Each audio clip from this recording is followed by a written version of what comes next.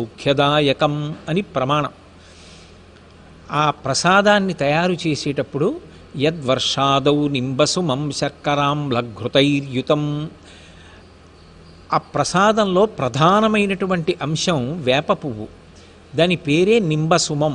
నింబ అన్న మాటకు అర్థమేమి అంటే ఆరోగ్యం నయతీతి ఇది నింబః అని.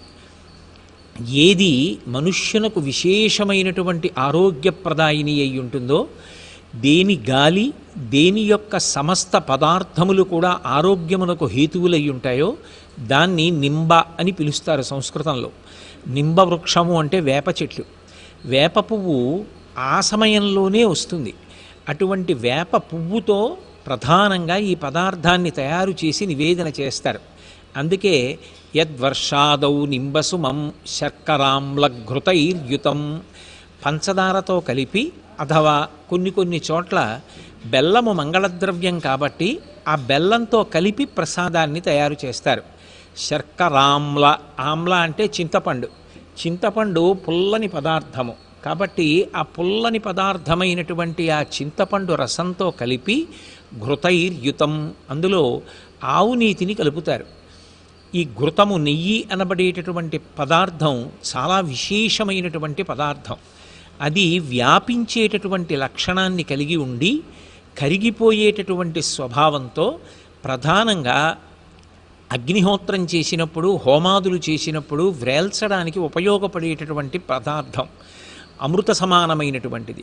అందుకే ఘృతైర్యుతం, ఆవు నీతిని కలుపుతారు. ఇక ఆ పైన కొంతమంది ఆ సమయంలో వస్తాయి కాబట్టి కొత్తగా వచ్చినటువంటి ఆ మామిడి పిండిల యొక్క ముక్కలు కూడా కలుపుకునేటటువంటి సంప్రదాయం ఉంది. కానీ ప్రధానంగా యద్వర్షాదౌ నింబసుమం శర్కరాంలఘృతైర్యుతం భక్షితం పూర్వయామేస్య, సూర్యోదయాత్ పూర్వమే పూజ పూర్తి చేసి అటువంటి పదార్థాన్ని భగవంతునికి నివేదన చేసి ప్రసాదంగా స్వీకరిస్తారు. అందులో ఉండేటటువంటి ప్రధానమైనటువంటి లక్షణం ఈశ్వరానుగ్రహం చేత మనం ఆరోగ్యంగా ఉండాలి అని. మొట్టమొదట శరీరము ఆరోగ్యంగా ఉంటే ఇది భగవంతుడిచ్చినటువంటి గొప్ప ధర్మ సాధనకు సంబంధించిన ఉపకరణం కనుక దీన్ని ఆధారం చేసుకుని ధర్మానుష్ఠానం చెయ్యగలుగుతాడు. అందుకే కొత్త సంవత్సర ప్రారంభంలో మొట్టమొదట శరీర ఆరోగ్యం పట్ల నేను శ్రద్ధ పెడతాను అన్న విషయంలో పునరంకితుడు కావడానికి ఆ వేప పువ్వు తినిపిస్తారు. రెండోది, అసలు ప్రారంభంలోనే కొద్దిగా చేదు ఉన్నటువంటి పదార్థంతో ప్రారంభం చేయడం ఎందుకు అంటే, ఎప్పుడైనా సరే కష్టపడడం అనేటటువంటిది అంత తేలికగా ఉండదు. ఏ పని చెయ్యకుండా సోమరితనంతో కూర్చోమంటే హాయిగా ఉండొచ్చు, కానీ కష్టపడడం అనేటటువంటిది చేదుగా ఉన్నా దాన్ని ప్రయత్నపూర్వకంగా స్వీకరించాలి. ఎవరు బాగా కష్టపడడానికి సిద్ధపడతాడో వాడు అనేకమైన ప్రతిబంధకములను ఎదుర్కొంటాడు, గొప్ప విఘ్నములు వస్తాయి. అయినా మొక్కవోనటువంటి ధైర్యంతో, దీక్షతోటి ఆ అడ్డొచ్చినటువంటి ప్రతిబంధకములను తొలగించుకొని దాటి ముందుకు వెళ్ళి లక్ష్య సాధన చెయ్యాలి.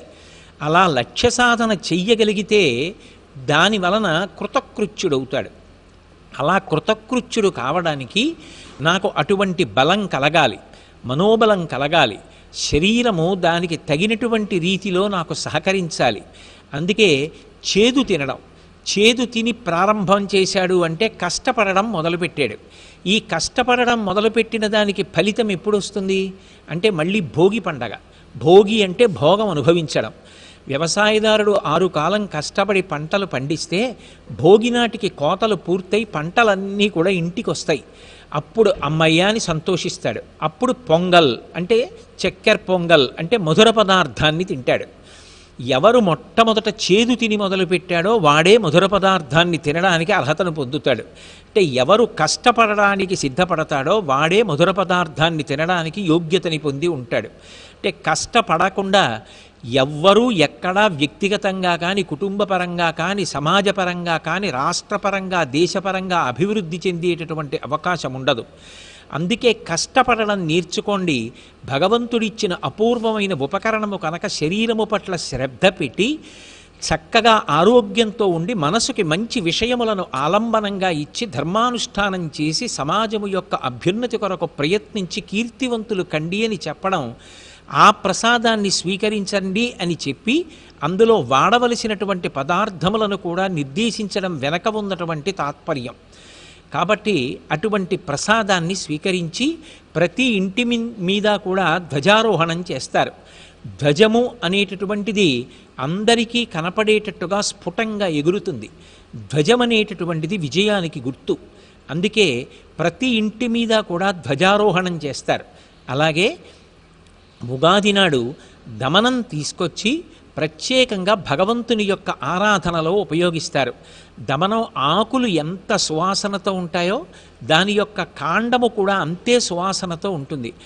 ఆద్యంతము సువాసనాభరితమైనటువంటి దమనము ఎలా అయితే అందరి చేత కూడా ఆకర్షించి చక్కగా కీర్తింపబడుతోందో, నేను కూడా నా నడవడి చేత అందరి చేత ఆమోదయోగ్యమైనటువంటి ప్రవర్తనతో కీర్తివంతుడను కావాలి అని, అటువంటి కీర్తివంతుడను కావడానికి తగినటువంటి నడవడిని నాకు ప్రసాదించమని భగవంతుణ్ణి కోరడమే ఆ దమనంతో పూజ చేసేటటువంటి విధానం.